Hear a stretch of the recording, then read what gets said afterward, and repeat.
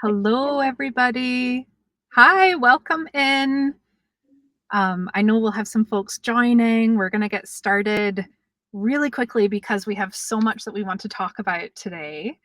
For those I haven't had the chance to meet yet, my name is Alison Gretz, and I have the privilege of hosting this discussion tonight.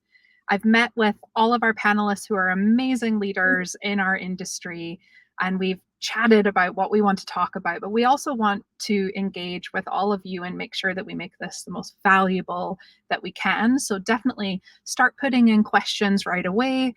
We'll get through as many of them as we can at the end, and I'll even do my best to weave in some of the questions as we go too. So again, my name is Alison. I've been in the design industry my whole career, 20 years leading different teams across advertising, marketing, and in-house product at Target, Shutterfly, and Thomson Reuters. I've led teams from 2 to 200, including global teams, and just a year ago became independent as a leadership coach and trainer. So I do a lot of work with design leaders and get to see, especially female leaders, go through their unique experiences navigating not just complex leadership and complex organizations and products and solutions, but also what it means to be leading teams while also female.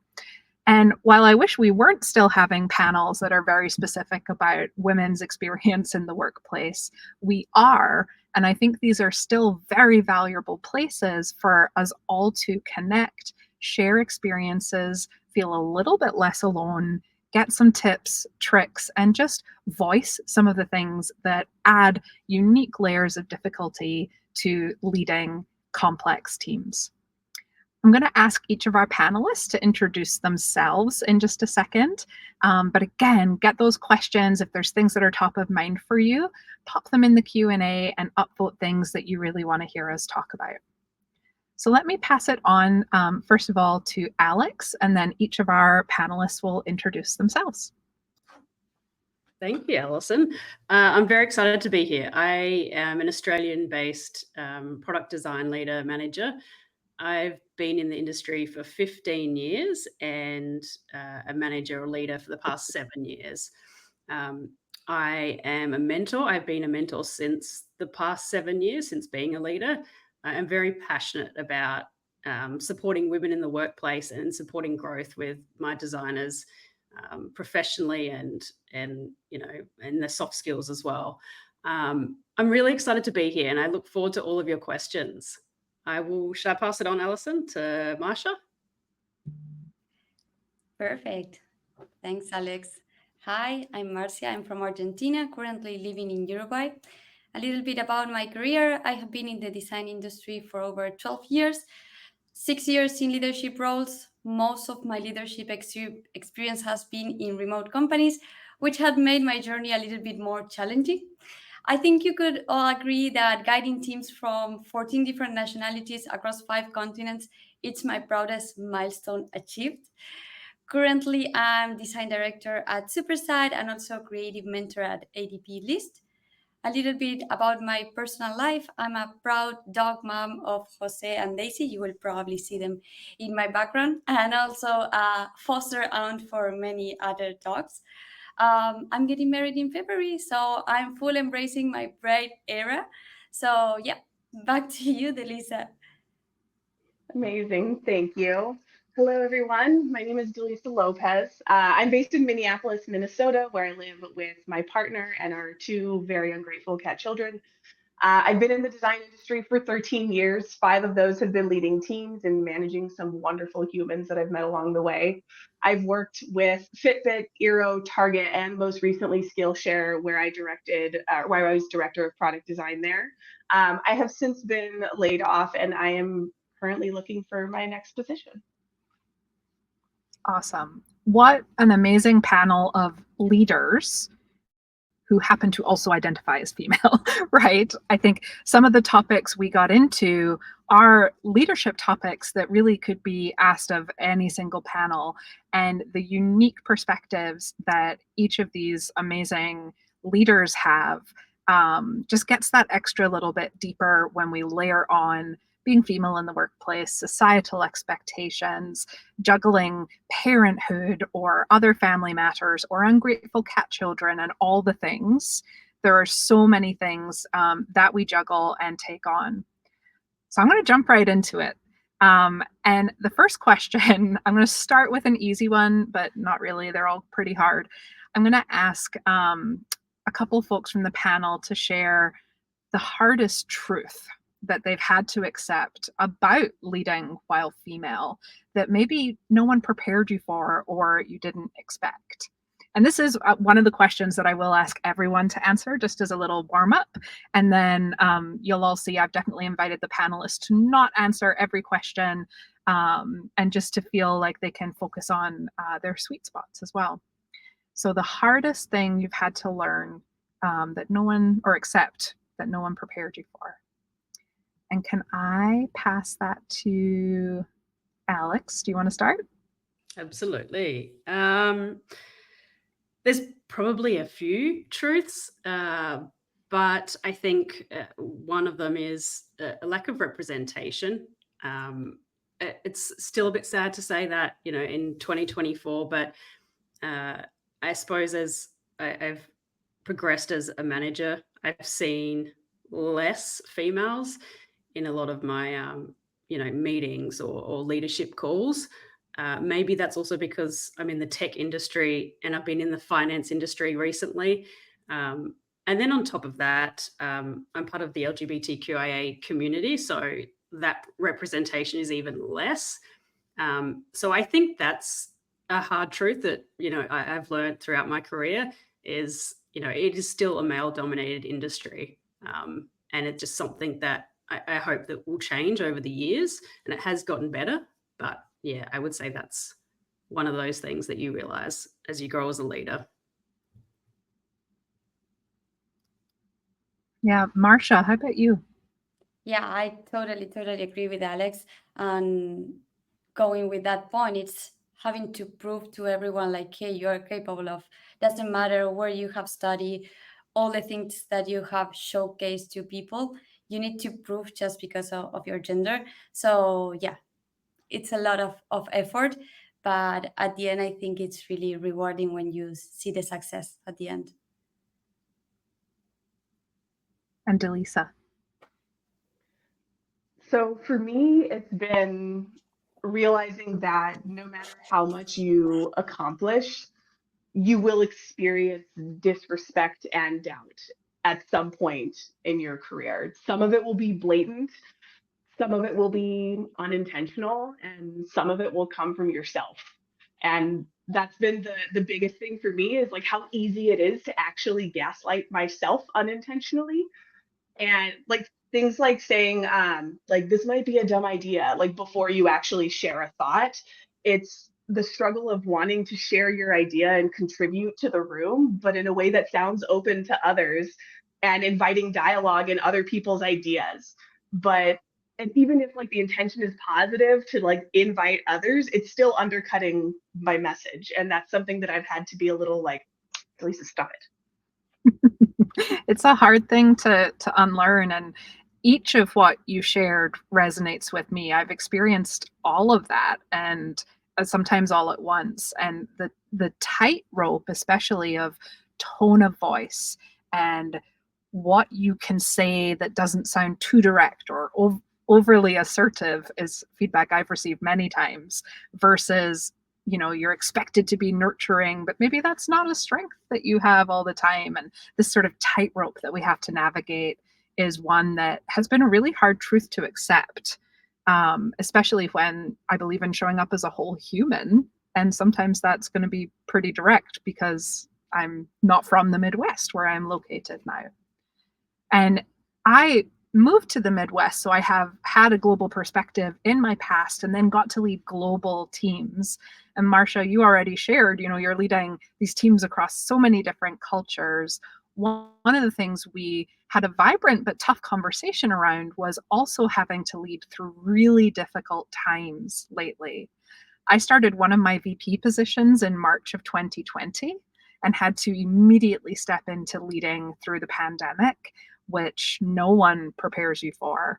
And each of you have a story that is very, very real about how you had to show up and lead through really tough times. Marcia, can we start with you? Yeah, for sure. I think one of the toughest thing that I learned, talking about a little bit just like general, and it's related to focusing on human first and understanding that people could have different cultural backgrounds.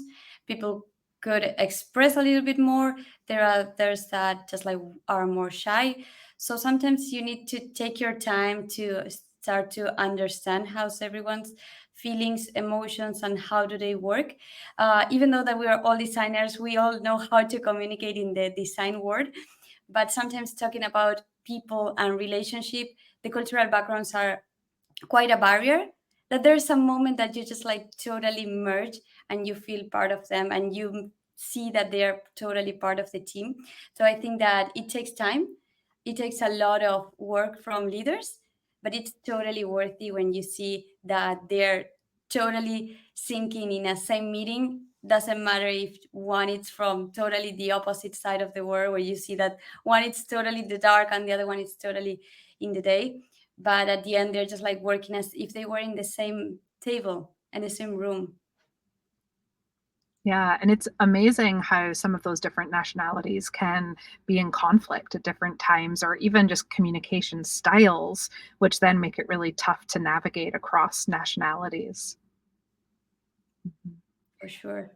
Alex, you shared a story or a thought when we were talking earlier this week about how empathy shows up in these tough times and the double-edged sword of that. Absolutely. I think a really interesting reflection for me is was managing a team in Ukraine during the war, like before it had started and then when it started, and working with them through those unknowns, and what did that look like, and supporting them with flexibility of their hours, or to the point of uncertainties around access to their funds and banks, and how could we pay them a little bit earlier, or things like that. So that was a really, obviously, a tough time for them, and those unknowns and supporting them through that was really important, and there are so many learnings from that. But also, to that point, and kind of a bit of a segue, is I didn't mention at the start, but I have worked with a lot of global companies as well. I've worked remotely for at least maybe 4 years, and something that's really interesting that I've learned from is people that have English as their second language.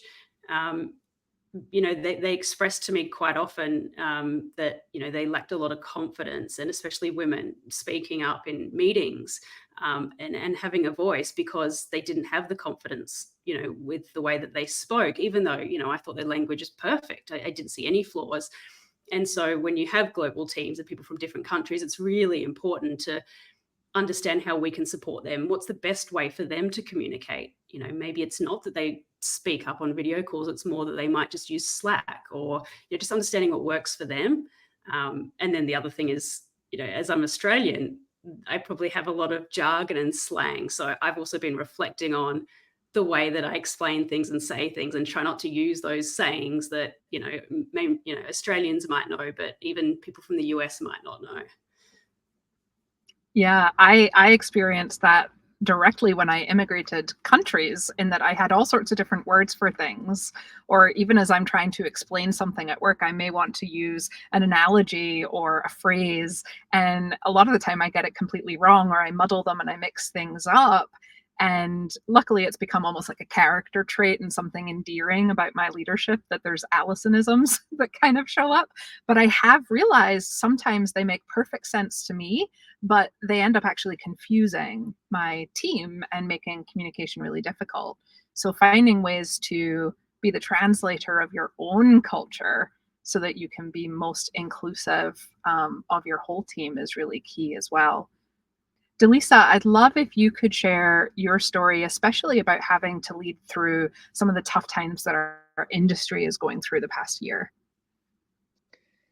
Yeah, that's been a major thing for me. Like my second year being a manager was when we went into COVID, and then Minneapolis had Obviously, a lot of protests and everything after the murder of George Floyd. And so I was managing a team of people through all of that. And then even most recently in my time at Skillshare, I was leading my team through 4 rounds of layoffs over the course of my 3 years there.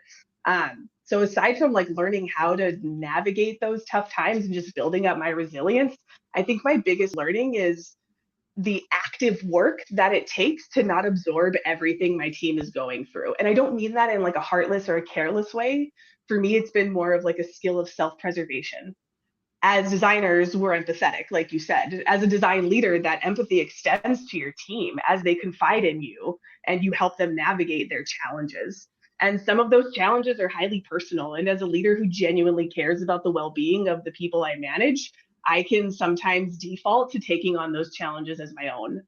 And I have to remind myself that it's not my job to solve the challenge for them, especially if it's a personal challenge, but it is my job to create space for them when they need it and remove obstacles and make sure that they know that I'm in their corner. Much like Alex was talking about, like, let's find a way to get people paid earlier and things like that.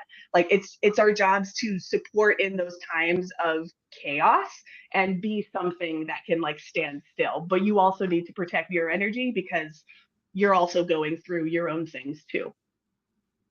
Yeah, 100%. And I do think there's a natural skill that a lot of women tend to bring to their teams and to the workplace, and empathy is there. We're trained and raised to notice other people's needs and pick up on things for better and worse, right? Like that is definitely also a double-edged sword. So then you have to kind of balance this strength of empathy with then the things that you're being asked to implement from a business standpoint. And some of those things you might disagree with or they're against your values. So it makes it really tricky. Alex, I'd love to hear more about your perspective on what companies can do to create an environment that helps set women up for success. Yeah, absolutely. So I have worked for startups, I've worked for large corporations, and I think there's a lot of learnings from both of those.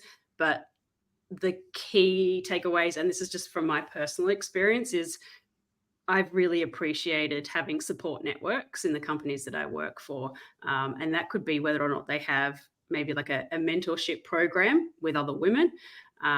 It could be those things like, on your Slack or Teams channels that there's groups for like, new parents or, women at this company. And they're things that I gravitate towards to find that safe space to discuss things that I'm having problems with that other people might also be having those same problems. So I think that's really important, is to create that kind of supportive network within your organization. Another piece that I want to bring up, but it's a big can of worms, is reducing the bias in our recruitment process, right? In the tech industry, we still see it is quite male dominated. I think there's a lot of things that are causing that problem, and there might be a lot of ways that we can solve for that. But considering how we open up the funnel at the start of that application process, how do we get more females into applying rather than we've got one female applicant and 10 men? How does that compare? A platform that I use, it's probably lots of people use it at the moment now, but quite a while ago when I was at a startup, we're going through a big growth phase, and I was recruiting a lot of designers in a short period of time. I was putting together a job application, and I copied and pasted a job ad that I had found that was perfect, and obviously I was going to be tailoring it. I used a platform called Text.io that tells you about the language biases, and it picked up on these keywords and said this is a very male character. Like a lot of the words were quite masculine, and likely that females may not apply because of that. And it was words like competitive, assertive, lead, which I found fascinating. And so it would suggest use more female characteristic type words, which was like responsible, collaboration, support. And you're likely to see more female applicants. Look, that's just one small thing, but I did tailor that ad towards it. And I did have a diverse team at the time, but it's just those things to be thinking about is Mm-hmm. how are we making this environment and attractive to women as well. I think that's so key. And even how, when you're a hiring manager, you're stepping in during the candidate process and the interview process to then sort of prepare your stakeholders to say, you know what, this is going to take a little bit longer because I demand a more diverse candidate pool than I'm seeing right now. And making sure that you're taking a look at all of those things. On the sort of opposite end of the spectrum, I've been thinking a lot about how workplaces can support more women as they go through perimenopause and menopause, and adding in flexibility for hormonal changes and sort of the extra care and flexibility and attention you may need just because you're dealing with this huge change in your physical body. And that's a sort of frontier that I don't think we've addressed at all when it comes to benefits of employment that I'd love to see get designed better. Marcia or Delisa, what are your thoughts on this?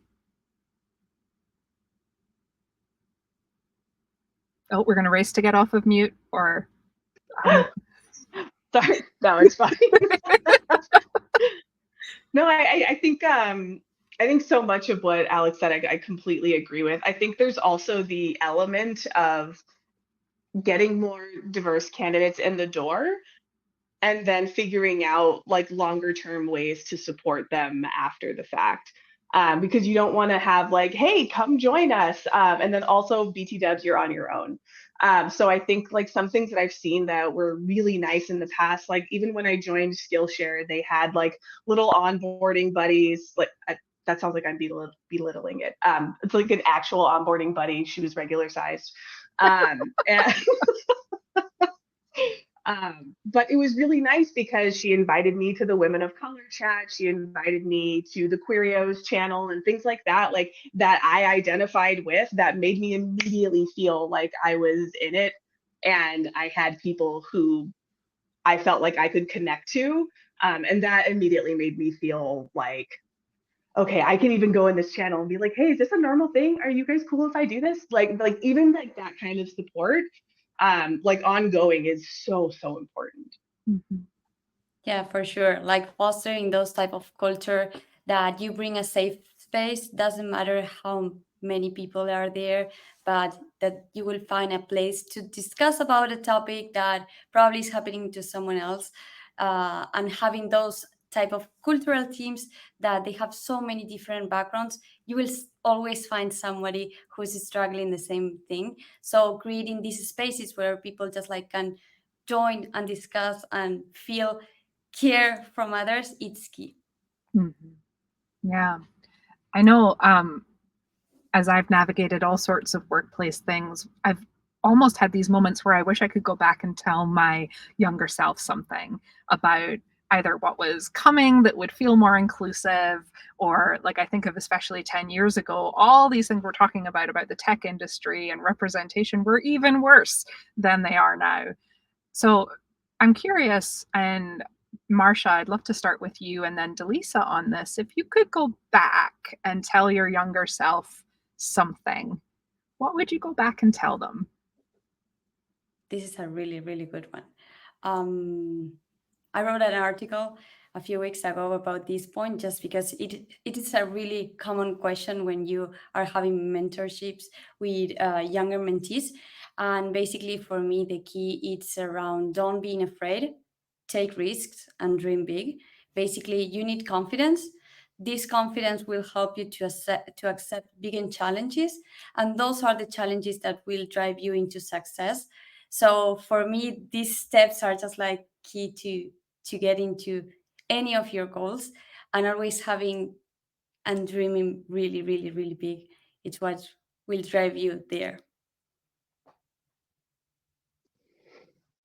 Yeah, and I think for me, so when I started in design, I after I kind of got my sea legs, I did feel like I was a little bit of like an angsty teen of a designer. I always used to think that like doing what was right for the user was in direct conflict in doing what was right for the business, and I was like super bitter about it.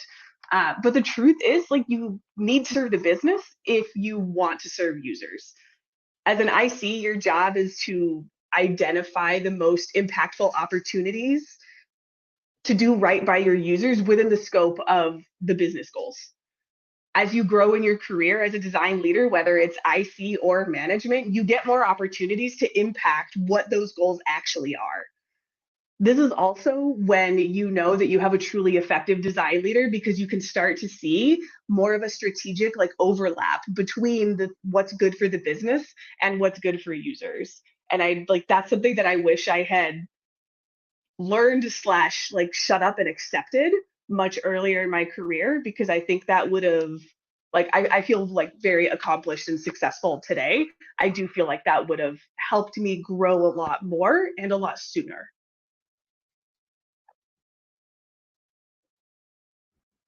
Yeah, for sure. And I think much like we might tell our younger selves something, mine might actually be to not get into management as fast as I did and spend more time just in the work, because I think I realized how much I love to make things.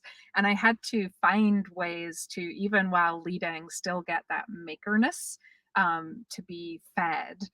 And I'd love to sort of weave this into talking about mentorship, because I think mentorship is such a good way to support women in reaching their ambitions.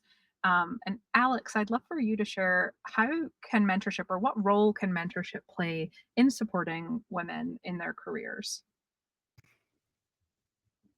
Uh, I think there was quite a few stats that I'd seen on the internet about the benefits to women when they do have a mentor, that there is a significant increase in those that are mentored in regards to promotions, and maybe that's because they have more confidence, they're being guided on their goals and difficulties with a mentor. I also think that it's important to recognize the type of mentor that you're after. It doesn't have to be a female mentor. You can have a male mentor. That might be a really good opportunity for them to see what barriers you face, to be your advocate. I love And there that. might be some new skills that you would learn from a man as well. I personally have, seen lots of benefits myself when I've had mentors. And as I said, I just like to surround myself with, female leaders and learn from them as well in those kind of community groups or groups at work. So I highly advocate for people getting a mentor that they feel comfortable with, whoever that may be. Yeah, I'd love to say on that too. It's I think you have official mentorship relationships, which can feel sometimes sort of big and heavy and like a lot of work potentially for the mentor. So it's really important for the mentee to show up and pull what they want to learn out of that person. Um, and then you can kind of sneak attack mentorship, i.e., you don't have to get into a full official mentorship relationship with someone to pull information out of them that you might want. And maybe it's just an hour long commitment or a 20-minute phone call, so that you get more access to those things. In addition to that. And Delisa, I'd love to hear your thoughts on mentorship, because I know this is a passion area for you. Yeah, it definitely is. I attribute so much of my success and opportunity in my career to the mentors that I've had. They've definitely molded me. I've always said that I'm kind of a cocktail of leaders that I've had in the past, and I've taken what I liked and left what I didn't.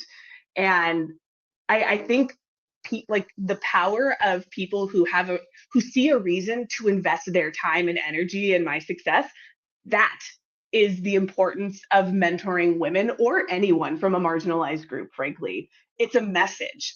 I see you, you have value, you have potential, and you are worth the time. Someone simply offering that and being willing to mentor you is an automatic confidence builder. And that goes so much to what Marcia was saying earlier about building that confidence and trying something big. You don't get to that unless you've built up a little bit as well. And this is one of the first ways that you can actually start doing that for someone. Yeah, absolutely. Go ahead, Marcia. And totally jumping in for help getting sign up for any type of mentorships, it's just like trying to fix the issue or just like looking for solutions, which is just like a huge tool then for mentors to just like enhance each other's careers.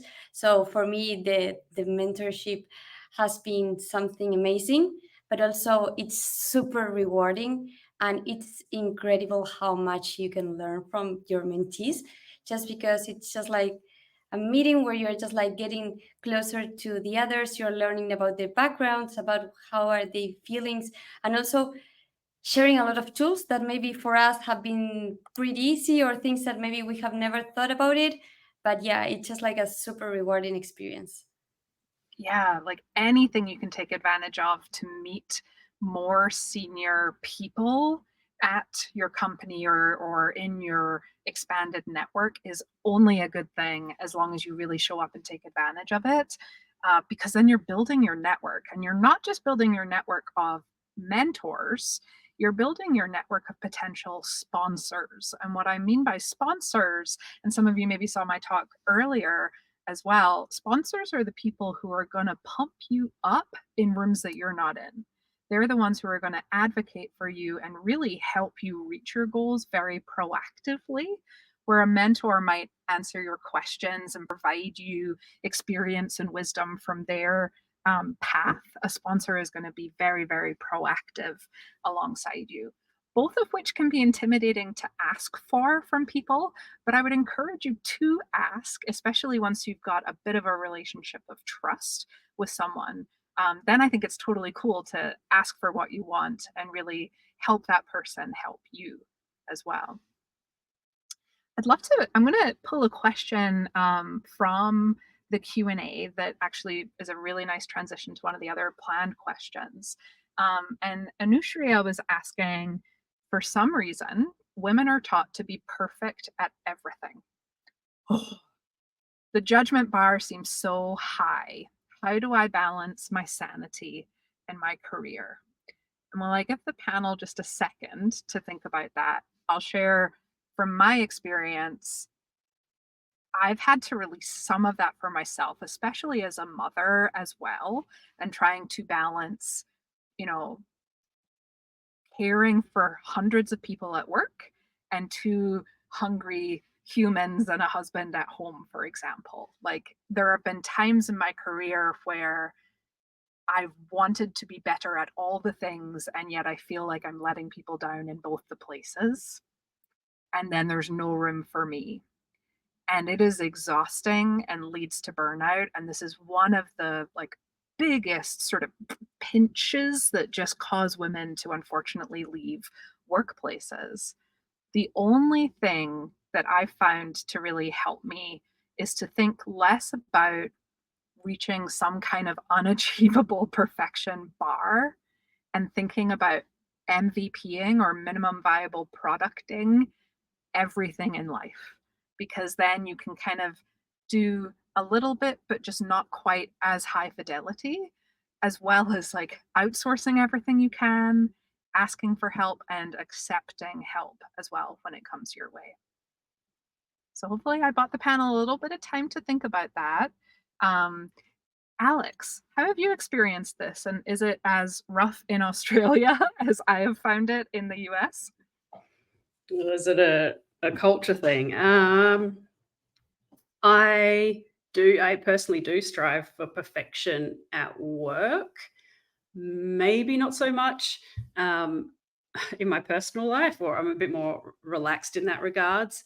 I think you touched on some good points there. If you are striving for better and better and better, you can see yourself, being burnt out. I've had a lot of friends who are high performers and have had to take, mental health breaks because it was just too much. Um, what is that balancing act? I am also a big fan of to-do lists, and slowly chipping away at that. And I do that in my personal life as well now, which to my partner's kind of shock, bringing that work style, at home. But just those small achievements is going to be better than not doing them. I think in this day and age, it's going to be so important that you acknowledge, when you are overworking, when you're tired, when you're not being able to give 100% and taking that time off. I love that the company that I'm at the moment offers personal days. They're called me days, where you can take that time off for no reason at all. You know, it's just, I need a break. I need that day off. So they're extra days on top of our leave. And I think that's really important.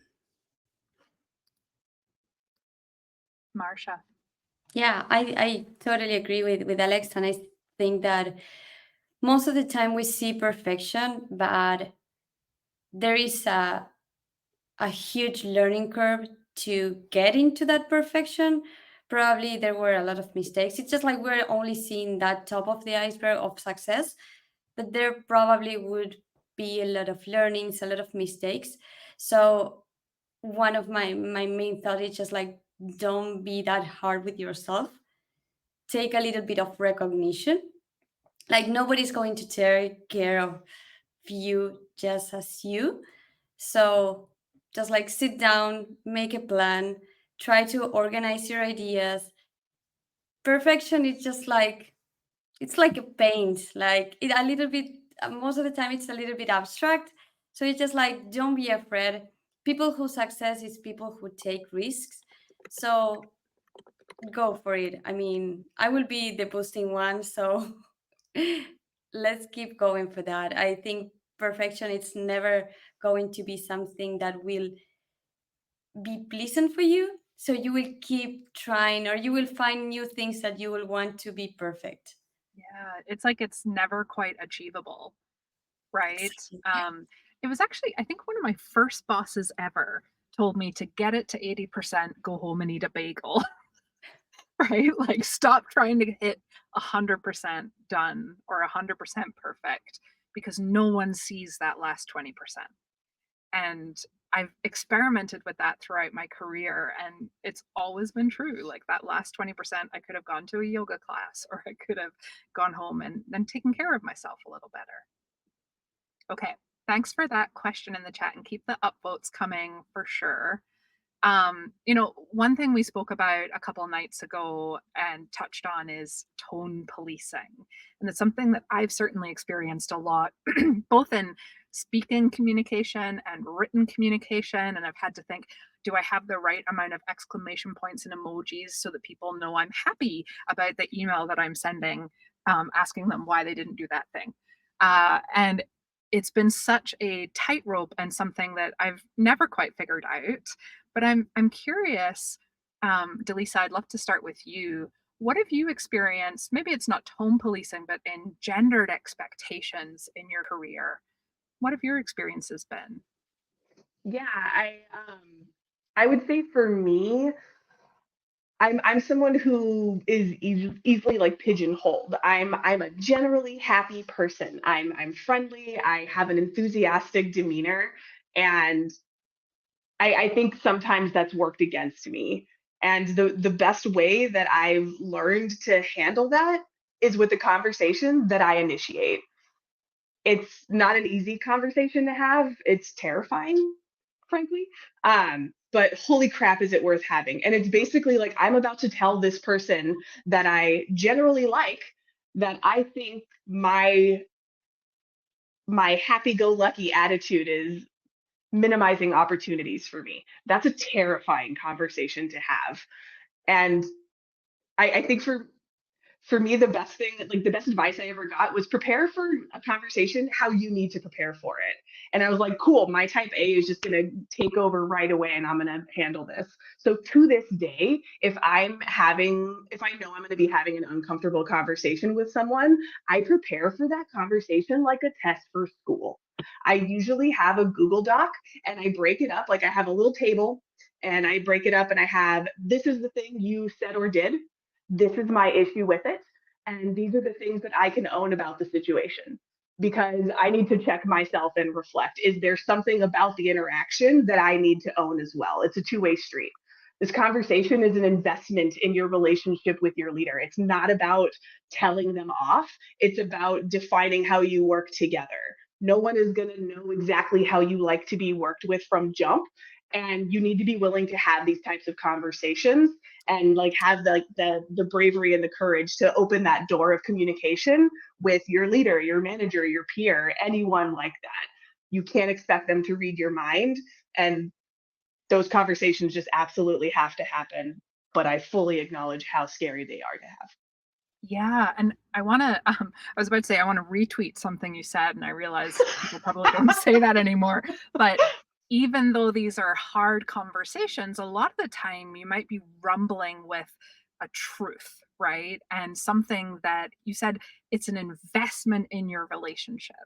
And I think that is so beautiful because it is. And you could even start the conversation like that. Like, hey, I need us to rumble with something that's actually quite difficult for me, but I want to do it because it's important in investing in our relationship. And I need you to know these things. And even when it's come to like tone or how I've spoken in the past, I've thought about sharing certain feedback in a way that says, hey, in this situation, you gave me this feedback on my tone and it had this impact on me. I find it really hard to just authentically communicate because the tightrope was so tight. And being able to share with someone, this sucked. I did not appreciate this. I want to rumble with this because I want it to get better with you is a different way to have the conversation than you suck. You did these things. And when we start sentences with you, it immediately puts people in the defensive. I feel like I've gone a little all over the place, so I appreciate you coming on that journey with me. Coming back to experiencing gendered expectations, I want to make sure Alex and Marcia, if you have any thoughts on or want to share an experience where you've bumped into that. I'm happy to go. Yeah, I think an interesting point is women in leadership roles, there might be an expectation that we have to have a certain demeanor, we have to speak louder, we have to show more confidence, we have to have strong opinions to be considered equal with men. Hey, assumptions. Let me that's just what I have heard in my past experiences. But I think I lean more towards. I think empathy is actually shows strength in leadership. I really value that when I look at a leader when they're empathetic. I think that's a absolutely fantastic, trait.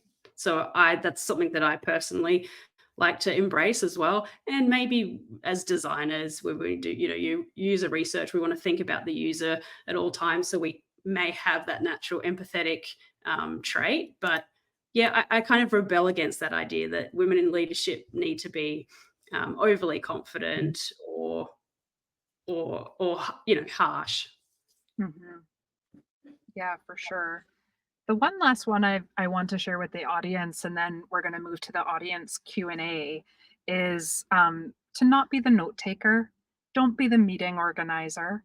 When someone says, who's going to schedule the next meeting, zip it. Don't say a thing. It is not yours to take on. Outweight the non-females in the room. And it will get so awkward and awesome, but it's not your job to do that. And you can push for that. So don't immediately volunteer. Sit on your hands for 5 minutes. I do. That's a good one. I remember a long time ago when I just started out as a manager. I remember sitting with my boss and a small startup, and someone else external came in, and the external person said, "Oh, so you'll start taking the notes now, Alex?" And I was just like, "Okay, like, yeah, right," because I'm, I was happy to, and I'm a note taker anyway. And my boss afterward, he's like, why did you say yes? Like, you should have pushed back on that. And it was just so nice for him to say that. And I remember the time actually, he also said, are you sure you want to take the notes? I was like, yeah. That's just, me in my early leadership career was just like, of course, like I should do that. That should be my role also as a woman. So it was nice to have a male in a leadership role say, you know what, I recognize that wasn't okay for that person to say it. I support you next time, something like that happens. Yeah. I'll also almost contradict myself by saying sometimes it's strategic to be the owner of the meeting or the owner of the notes, but just make it a choiceful choice. All right. Totally. So I'm looking at the upvoted ones, and I'll make a promise to the audience that any questions we don't get to, I will ask these ladies on LinkedIn and have them contribute to tomorrow as well. So the first one is from Nadia, and she says, how do we move into leadership roles where the opportunities aren't possible in our current roles, but every job description seems to require 5+ years of leadership? What skills or proof points can we develop in the meantime? Marcia, what do you think? I can jump in. Mhm. Something similar happened to me. I was just like trying to get this type of positions without that type of experience. And what I did just to prove a little bit the leadership of that company, it was just like to show them that I was capable of taking all these type of responsibilities that someone in that leadership role will need. Basically, just like in my case, since I'm not an English speaker, polishing my English levels, getting a little bit of confidence, uh, practicing a speech like, hey, if I need to present this project to a client, like I must show and sound like I'm confident. So there were just like a lot of small skills that I was just like, hey, these are my weakest points, and these are the key skills for this type of position and for leadership. So when I did that plan, I just like try to focus into the skills that will create a bigger impact and the ones that will encourage my profile to get into those type of positions. So when I was in that situation where I was just like fighting a little bit or just like trying to win that position, it was easier just because I was just like showcasing all these skills by having already a plan before. Yeah, other voices. I'd love to jump in on that because I think one of the things that kind of happen in this type of situation is I think a lot of places don't hire those roles based on potential. And to me, that's a really big issue in the industry in general. I think we fail to do that at entry level positions, at leadership positions, and it's always about proving that you can do it for a year before we pay you to do it. And that can always be really frustrating.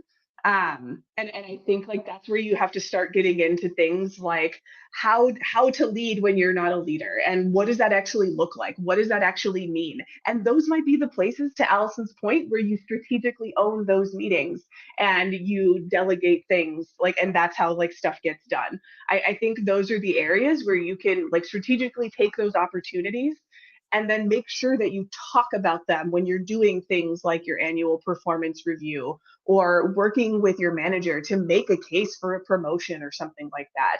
Those are always going to be the best examples to pull out, and it won't be a list of all of the features that you launched that year.